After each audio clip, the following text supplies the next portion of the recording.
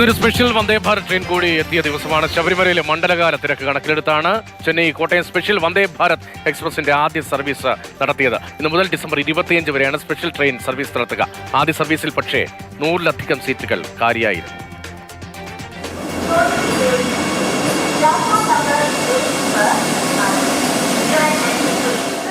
രാവിലെ 4:30 ചെന്നൈയിൽ നിന്ന് യാത്ര തിരിച്ച വന്ദേ ഭാരത് സ്പെഷ്യൽ ട്രെയിൻ വൈകിട്ട് 4:15 കോട്ടയത്തെത്തുമെന്നാണ് അറിയിച്ചിരുന്നത്. എന്നാൽ പറഞ്ഞതിലും 18 മിനിറ്റ് നേരത്തെ ട്രെയിൻ എത്തി. BJP പ്രവർത്തകർ ട്രെയിനിനെ ഓരോ സ്റ്റേഷനിലും ആഘോഷത്തോടെ സ്വീകരിച്ചു.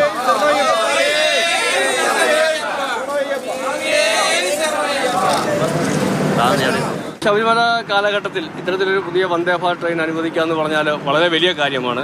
അതുകൊണ്ട് തന്നെയാണ് ഈ ട്രെയിൻ സ്വീകരണം ഒരുക്കാൻ വേണ്ടിയിട്ട് ഞങ്ങൾ തയ്യാറായിരിക്കുന്നത്. കേരളത്തിലെ സംസ്ഥാന സർക്കാർ അവിടെ എത്തുന്ന അയ്യപ്പന്മാരുടെ കാര്യത്തിൽ വലിയ വീഴ്ചകൾ വരുത്തിയിരിക്കുന്ന ഒരു സമയമാണ്. വന്ദേ ഭാരത് ട്രെയിൻ ഈ അവസരത്തിൽ അനുവദിക്കുക എന്ന് പറയുന്നത് ഒരു ചെറിയ കാര്യമായിട്ട് തന്നെ കാണാൻ സാധിക്കുകയില്ല. ഡിസംബർ 25 വരെയാണ് ആദ്യഘട്ടത്തിൽ സർവീസ് പ്രഖ്യാപിച്ചിരിക്കുന്നത്.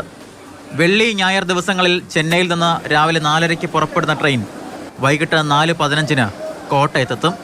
ശനി തിങ്കൾ ദിവസങ്ങളിൽ രാവിലെ 4:40 കോട്ടയത്ത് നിന്ന് പുറപ്പെടുന്ന ട്രെയിൻ വൈകിട്ട് 5:15 ചെന്നൈയിലും.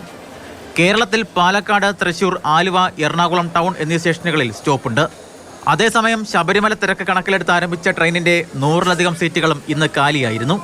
കഴിഞ്ഞ ആഴ്ചയിൽ ശബരിമലയിലുണ്ടായ തിരക്കാണ് സർവീസ് കാലിയാകാൻ കാരണമെന്നാണ് സൂചന.